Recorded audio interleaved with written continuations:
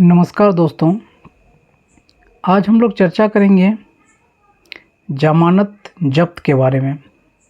क्या होती है ज़मानत ज़ब्त होना, क्या होती है ज़मानत राशि, उस पर चर्चा करेंगे। आप आए दिन चुनावों में सुनते होंगे कि उनकी ज़मानत ज़ब्त हो गई। इस तरह की चर्चाएं होती रहती है। भारत चूँकि एक लोकतंत्र है, तो यहाँ विधायिका और कार्यपालिका दोनों में ही जनप्रतिनिधि होते हैं जो चुनाव के माध्यम से चुनकर जाते हैं। जमानत राशि जो होती है, जब कोई कैंडिडेट चुनाव लड़ता है तो जो उसके आरओ होते हैं, रिटर्निंग ऑफिसर, उसके कार्यालय में उसके पास कुछ सिक्योरिटी राशि के रूप में जमा करनी पड़ती है, उसे जमानत राशि कहते हैं। ये विभिन्न जो चुनाव है उसके लिए अलग अलग होती है। जैसे लोकसभा चुनाव के लिए 25,000 रुपया है, विधानसभा चुनावों के लिए 10,000 रुपये। इन चुनावों में जो आरक्षित सीट होते हैं, जैसे SC ST सीट्स होते हैं, उसको आधा राशि देना पड़ता है, 50%। जमानत राशि सभी चुनाव में होती है। भारत का सबसे बड़ा चुनाव अगर बात करें राष्ट्रपति चुनाव, तो उसमें यह 15,000 रुपये होती है।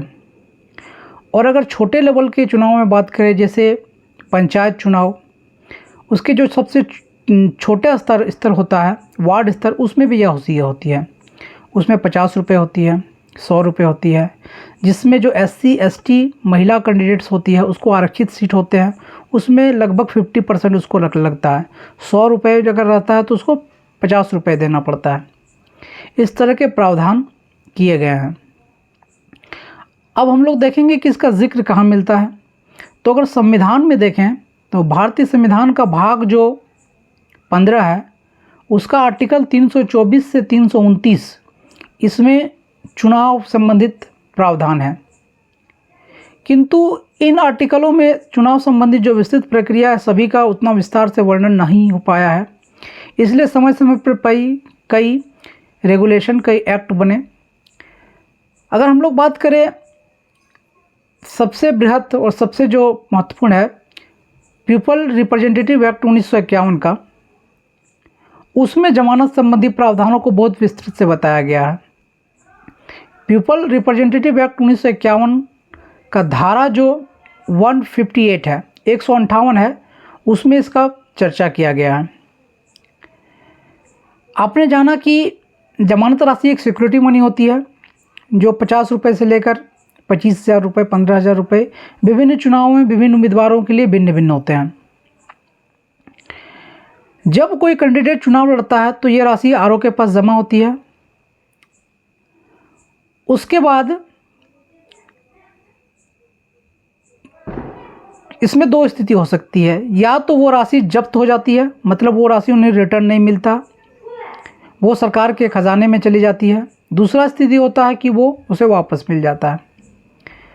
तो वापस किस स्थिति में मिलता है?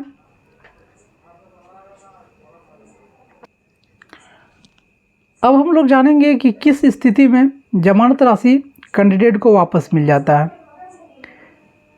तो सबसे पहला कंडीशन है कि नॉमिनेशन के वक्त उसको जो जमानत राशि देनी पड़ती है, अगर वो नाम वापस ले ले, अपना नाम वापस ले ले चुनाव से, जो उसमें वापस करने का तिथि होता है कि इस तिथि में अपना नाम वापसी ले सकते हैं, तो अगर वो नाम वापस ले ले तो उसको जमानत राशि वापस कर दी जाती है। दूसरा कंडीशन है कि चुनाव से पहले ही अगर वो कैंडिडेट की मृत्यु हो जाए।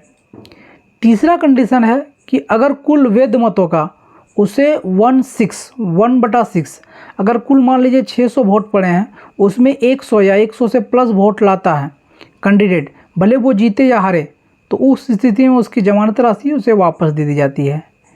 चौथी कंडीशन है, अगर कैंडिडेट जीत जाए, कैंडिडेट अगर 16 प्लस वोट से लाके जीते तो कोई बात नहीं। अगर उससे कम वोट से भी, मान लीजिए कि 100 टोटल वोट है और 20 कैंडिडेट खड़ा है, उसमें एक कैंडिडेट 6 वोट लाकर ही जीता है, 8 वोट ला के जीता है, तो 1/6 तो नहीं हुआ, किंतु वह फर्स्ट पास्ट द पोलिंग जो इस आधार पर अगर जीत जाता है तो इस स्थिति में भी उसका जमानत राशि वापस हो जाती है।